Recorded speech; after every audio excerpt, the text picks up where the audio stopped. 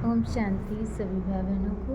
आज प्राण प्यारे अव्यक्त बाप दादा के 8-12-24 के मधुर महावाक्य है। 8-12-24 प्रथम मुरली अव्यक्त बाप दादा रिवाइज 13/2/2003 मधुर। और आज बाबा ने टाइटल में बताया है, वर्तमान समय अपना रहम दिल और दाता स्वरूप प्रत्यक्ष करो। वर्तमान समय अपना रहम दिल और दाता स्वरूप प्रत्यक्ष करो। आज वरदाता बाप अपने ज्ञानदाता, शक्तिदाता, गुणदाता, परमात्म संदेश वाहक बच्चों को देख रहे हैं। हर एक बच्चा मास्टर दाता बन आत्माओं को बाप के समीप लाने के लिए दिल से प्रयत्न कर रहे हैं। हर एक बच्चा मास्टर दाता बन आत्माओं को बाप के समीप लाने के लिए दिल से प्रयत्न कर रहे हैं। विश्व में अनेक प्रकार की आत्माएं हैं। विश्व में अनेक प्रकार की आत्माएं हैं। किन आत्माओं को ज्ञान अमृत चाहिए और अन्य आत्माओं को शक्ति चाहिए, गुण चाहिए। आप बच्चों के पास सर्व अखंड खजाने हैं। आप बच्चों के पास सर्व अखंड खजाने हैं। हर एक आत्मा की कामना पूर्ण करने वाले हो। दिन प्रतिदिन समय समाप्ति का समीप आने के कारण, दिन प्रतिदिन समय समाप्ति का समीप आने के कारण अब आत्माएं कोई नया सहारा ढूंढ रही हैं। तो आप आत्माएं नया सहारा देने के निमित्त बनी हुई हो। बाप दादा बच्चों के उमंग उत्साह को देखकर खुश है। बाप दादा बच्चों के उमंग उत्साह को देख खुश है। एक तरफ आवश्यकता है और दूसरे तरफ उमंग उत्साह है। आवश्यकता के समय एक बूंद का भी महत्व होता है। आवश्यकता के समय एक बूंद का भी महत्व होता है। तो इस समय आपकी दी हुई अंजलि का, संदेश का भी महत्व है। वर्तमान समय आप सभी बच्चों को, वर्तमान समय आप सभी बच्चों को रहम दिल और दाता स्वरूप प्रत्यक्ष होने का समय है। आप ब्राह्मण आत्माओं के अनादि स्वरूप में भी, आप ब्राह्मण आत्माओं के अनादि स्वरूप में भी दातापन के संस्कार भरे हुए हैं। इसलिए कल्प वृक्ष के चित्र में आप वृक्ष के जड़ में दिखाए हुए हैं। बाबा कहते कि ब्राह्मण आत्माओं के अनादि स्वरूप में भी दातापन के संस्कार भरे हुए हैं। इसलिए कल्प वृक्ष के चित्र में आप वृक्ष के जड़ में दिखाए हुए हैं। क्योंकि जड़ द्वारा ही सारे वृक्ष को सब कुछ पहुंचता है। क्योंकि जड़ द्वारा ही सारे वृक्ष को सब कुछ पहुंचता है। आपका आदि स्वरूप देवता रूप, उसका अर्थ ही है देवता अर्थात देने वाला। और आपका मध्य का स्वरूप पूज्य चित्र है। तो मध्य समय में भी पूज्य रूप में आप वरदान देने वाले, दुआएं देने वाले, आशीर्वाद देने वाले दाता रूप हो। तो आप आत्माओं का विशेष स्वरूप ही दातापन है।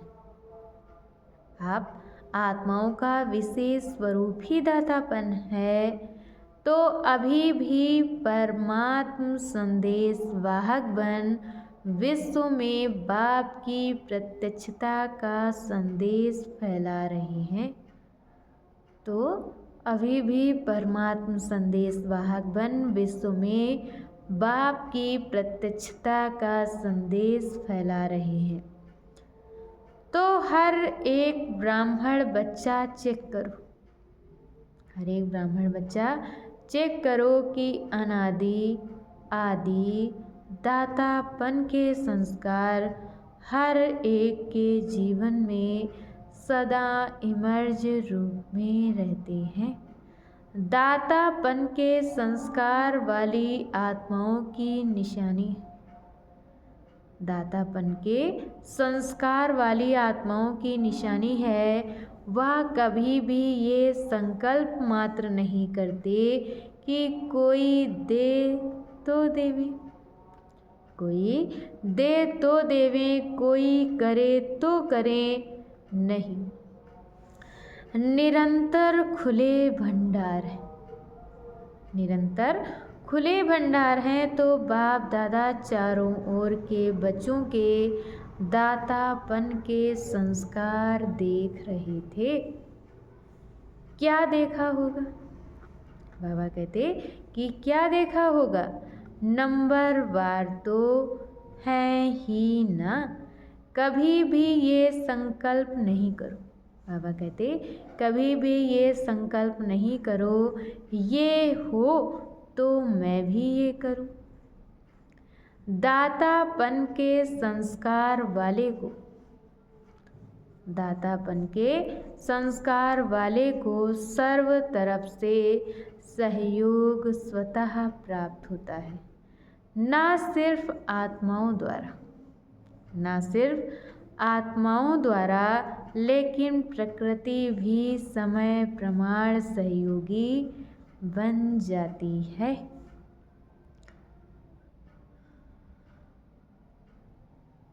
अच्छा, चारों ओर के सर्व राज्याधिकारी सदा साक्षीपन की स्टेज पर सेट रहने वाली अचल अडोल आत्माएं सदा दातापन की स्मृति से सर्व को ज्ञान शक्ति गुण देने वाले रहम दिल आत्माओं को सदा अपने चेहरे से बाप का चित्र दिखाने वाले श्रेष्ठ आत्माओं को सदा खुश नसीब खुशनुमा रहने वाले रूहे गुलाब रूहानी गुलाब बच्चों को बाप दादा का याद प्यार और नमस्ते। अच्छा, मीठे मीठे सिकील दे बच्चों प्रति माता पिता बाप दादा का याद प्यार और गुड मॉर्निंग। रूहानी बाप की रूहानी बच्चों को नमस्ते। हम रूहानी बच्चों की तरफ से रूहानी माता पिता बाप दादा को याद प्यार नमस्ते ओम शांति गुड मॉर्निंग। शुक्रिया बाबा, शुक्रिया। और आज बाबा ने मुरली में हम बच्चों को वरदान दिया है, कर्म योगी बन हर संकल्प बोल और कर्म श्रेष्ठ बनाने वाले निरंतर योगी भव।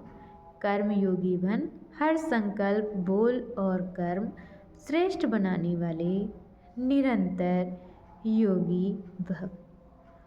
कर्म योगी आत्मा का हर कर्म योग युक्त युक्ति युक्त होगा। कर्मयोगी आत्मा का हर कर्म योग युक्त युक्ति युक्त होगा। और अगर कोई भी कर्म युक्ति युक्त नहीं होता तो समझो योग युक्त नहीं है। अगर साधारण व व्यर्थ कर्म हो जाता है, अगर साधारण व व्यर्थ कर्म हो जाता है तो निरंतर योगी नहीं कहेंगे। कर्मयोगी, कर्मयोगी अर्थात हर सेकंड, हर संकल्प, हर बोल सदा श्रेष्ठ हो। कर्मयोगी अर्थात हर सेकंड, हर संकल्प, हर बोल सदा श्रेष्ठ हो।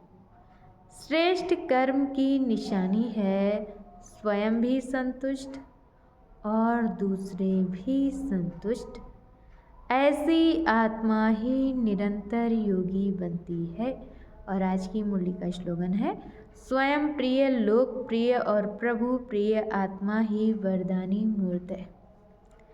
स्वयं प्रिय, लोकप्रिय और प्रभु प्रिय आत्मा ही वरदानी मूर्त है। अच्छा, ओम शांति।